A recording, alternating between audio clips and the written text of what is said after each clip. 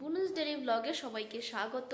আজ হচ্ছে শুক্রবার আর এখন বেজে গেছে 1:30 আর আমি এখন খাচ্ছি আর আমি রেডি হয়েছি কারণ আজকে আমার একটা ব্রাইড সাজানো আছে, সেখানে আমি আর মা অবশ্যই যাব। সেটা হচ্ছে রায়পুরে, মানে চাকলার সাইডে। তো টোটো করে যাচ্ছি, টোটো বলা আছে, যে টোটো করে টোটোকে নিয়ে যায় সেই টোটো করেই যাব।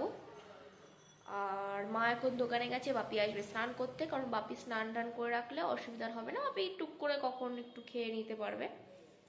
আর যদি চায় তো আমরা একটু দাঁড়াবো, তখন বাপি একটু খেয়ে নেবে।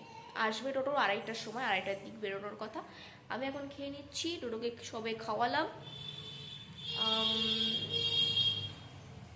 আর রেডি হব। মানে রেডি তো আমি ড্রেস পরে নিয়েছি, এই টপ আর এই হলুদ হাইনেক টাইপ টপ আর নিচে পরে যাচ্ছি।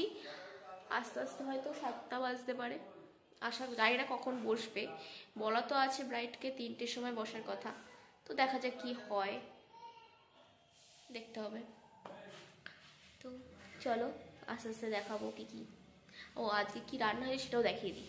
কপি আলু ভাজা, আর এইখানে হচ্ছে আমার ফেভারিট মাছের ঝাল। কি মাছ আমি পরে সেটা বলবো, কারণ আমার খেয়াল নেই কি মাছ। ওই দেখো দরজা ধাক্কাচ্ছে, বাথরুম যাবে। খুলছি খুলছি খুলছি, ভুলে গেছি দরজা আটকানো। যাও, আমি হয়ে গেছি এখানে রেডি। মার একটু কাস্টমার এসে গেছে, এই করে চলে আসবে মা। মাও প্রায় রেডি হয়ে যাবে, এখন 2টো বাজে। আমি রেডি হয়ে গেছি। জোরও এখন একটু ঘরে আছে আটকানো, নালে আমাদের কাজ করতে দেবে না। ব্যাগ রেডি হয়ে গেছে, ব্যাগ আমি সিঁড়ির ওখানে রেখে দিয়েছি, নিয়ে যাব। টোটো এখনো তো আসবে না, 2:30টার সময় আসবে, তখন সবে 2টো বাজে। তো যাই, আর সব দেখাবো তোমাদের অবশ্যই। তো আমরা এখন বেরোচ্ছি আমাদের গন্তব্যস্থলে রায়পুর ঘোষপাড়ায়, আমার ক্লায়েন্টের বাড়ি। টাইম তো দেওয়া ছিল 2:30, কিন্তু গন্ডগোলের জ্বালায় সেই টাইম হয়ে গেল 2:30টার জায়গায় কটা 6:30 থেকে শুরু করলাম আমি ওকে মেকআপ করা। কারণ একটু প্রবলেম হয়ে গেছে বোনের, আমি বোন বলছি কারণ ও আমার থেকে ছোটো। তো বোনের বাড়ি প্রবলেম হয়ে গেছে, যে ব্রাহ্মণ ওদের আসতো সেই ব্রাহ্মণের মা মারা গেছে। তো উনি অন্য একজন ব্রাহ্মণকে বলেছেন, কিন্তু সে ব্রাহ্মণ আসবে এবার আজকের দিনটায় প্রচুর বিয়ে, সেই বিয়ের ওখান থেকে করে আবার এইখানে আসবেন, একটু তো লেট হবেই অবশ্যই। এবার ওরা আমাদের আর জানায়নি, এবার ততক্ষণে আমরা বেরিয়ে গেছি। তো আমরা তো অর্ধেক রাস্তায় এসে গেছি, আর কিছু করার নেই, বসে থাকতে হবে। তত্ত্বগুলো দেখে নাও, দারুণ দারুণ তত্ত্ব এসছে। বিশেষ করে এই সবজিগুলোর তত্ত্বটা দেখে আমার তো হেভি মজা আসলো। সবাই খুব হাসাহাসি করছে, মানে ওদের বোনের বাড়ির লোকেরাও খুব হাসাহাসি করছে যে ফাটাফাটি জিনিস দিয়েছে, শীতের সবজি দিয়ে দিয়েছে। কি বড় যে কুমড়ো, দেখে বিশাল মজা আসলো। পেয়ারাটা দেখতে পাচ্ছ কত বড় সাইজ, আরও খুব সুন্দর সুন্দর কিউট কিউট করে সাজানো সব। দেখো একটা শাড়িতে আবার ওই মাছ করা, মানে খুব সুন্দরভাবে তত্ত্বগুলো সাজানো। তাই ভাবলাম তোমাদের সাথে একটু শেয়ার করে, তাই ভিডিওটা করে রেখেছিলাম। আর এই যে বিয়ের এখানে তো এসে অনেক আগেই এসেছি, এবার এখানে এসে এসে ঘুরছি, এ করছি, কি করব, কিছু করার নেই।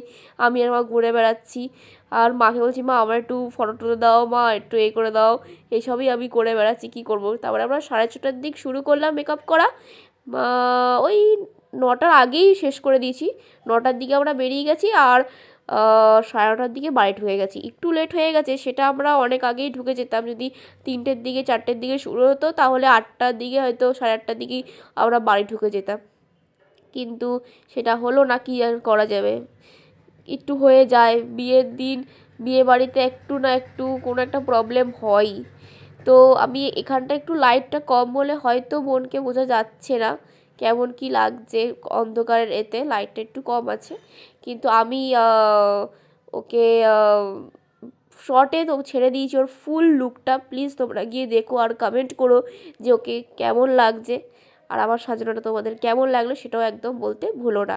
পরের দিন সকালবেলা দেখো এই দুজনের অবস্থা দেখেছো, দুজনকে এখন ছেড়ে দিচ্ছি, যাতে দুজনকে রাগ হয়, ঝামেলা করে, কিন্তু সেই আস্তে যেন মিলে যায়, কিন্তু দেখো অবস্থা, দিদি ভয় পাচ্ছে ভাইয়ের কাছে, দেখেছো অবস্থা এরকম কখনো?